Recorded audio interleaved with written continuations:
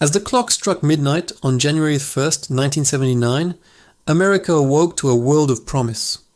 In a historic pivot, President Jimmy Carter announced the establishment of full diplomatic relations with the People's Republic of China, ending decades of isolation since the communist takeover in 1949.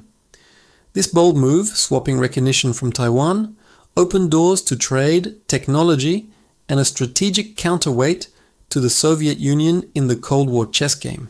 For everyday Americans, it signaled a thaw in global tensions, a chance to engage with the world's most populous nation, but promise soon tangled with peril.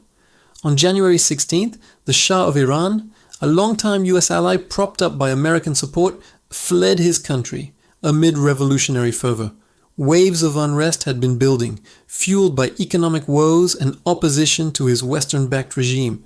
By February 1st, Ayatollah Ruhollah Khomeini returned from exile in Paris, greeted by millions in Tehran. The Iranian Revolution was underway, toppling the monarchy and birthing an Islamic Republic hostile to the United States. Oil prices, already strained from the 1973 embargo, began to skyrocket, doubling by year's end and sparking long gas lines across America. Families waited hours at pumps, ration cards in hand, as inflation gnawed at wallets and the second oil shock rippled through the economy. February brought another blow to US prestige abroad. On the 14th, in Kabul, Afghanistan, Muslim extremists kidnapped US Ambassador Adolf Dubs during negotiations over a Soviet-backed regime. A botched rescue by Afghan forces left Dubs dead in the crossfire, a stark reminder of America's vulnerability in volatile regions.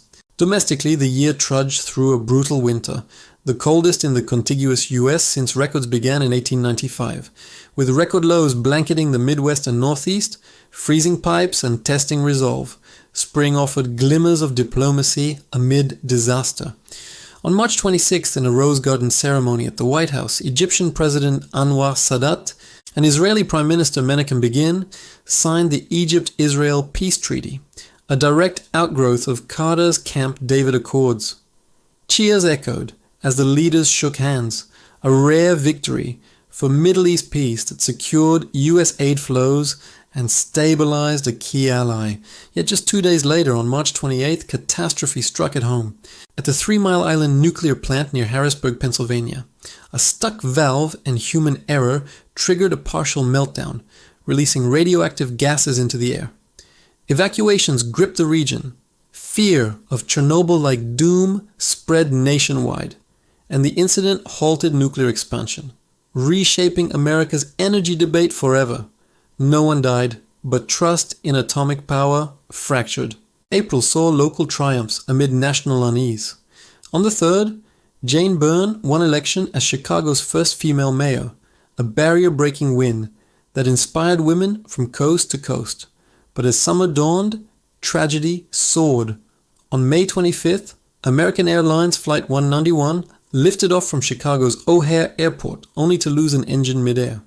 The DC-10 plunged into a field, killing all 271 aboard and 2 on the ground in the deadliest US aviation disaster ever.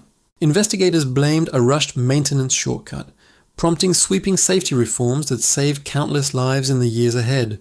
June brought arms control to the forefront. On the 22nd in Vienna, Carter and Soviet leader Leonid Brezhnev inked the Salt-Tuamotu Treaty, capping nuclear arsenals and extending détente.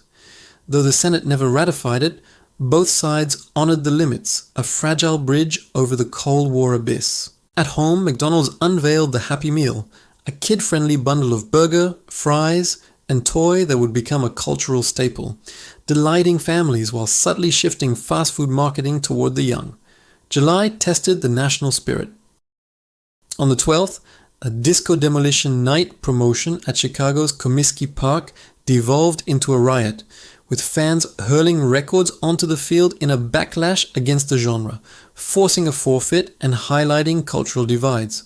Then, on the 15th, Carter addressed the nation in a fireside chat from the Oval Office, lamenting a crisis of confidence, sapping American will. He urged sacrifice on energy and materialism, though critics dubbed it the malaise speech. The words hung heavy as, days later on the 17th, Nicaraguan dictator Anastasio Somoza, once US-backed, fled to Miami after Sandinista rebels toppled his regime. Central America's leftward tilt raised alarms in Washington, foreshadowing proxy wars. August pulsed with pop culture reinvention. On the 10th, Michael Jackson dropped Off the Wall, a disco-funk masterpiece that sold millions and launched the king of pop's solo supernova, blending black excellence with mainstream appeal. Yet innovation carried risks. On July 1st, Sony's Walkman hit Japanese shelves, soon revolutionizing personal audio in America, letting joggers and commuters soundtrack their lives. Fall deepened the shadows. From October 1st to 6th, Pope John Paul II visited the US, drawing massive crowds in Boston, New York, Philadelphia, Chicago, and Washington. His message of faith and freedom resonated, especially among Catholic immigrants, bolstering morale in a divided nation. Sports provided escape. On October 17th, the Pittsburgh Pirates rallied from a 3-1 World Series deficit to beat the Baltimore Orioles, their We Are Family anthem by Sister Sledge capturing a unifying joy. But November shattered illusions. On the 4th, Iranian revolutionaries stormed the US embassy in Tehran, seizing 52 Americans as hostages in retaliation for sheltering the Shah.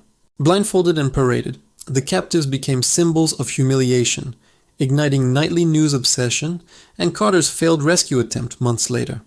The crisis severed ties, froze Iranian assets, and fueled Islamophobia at home.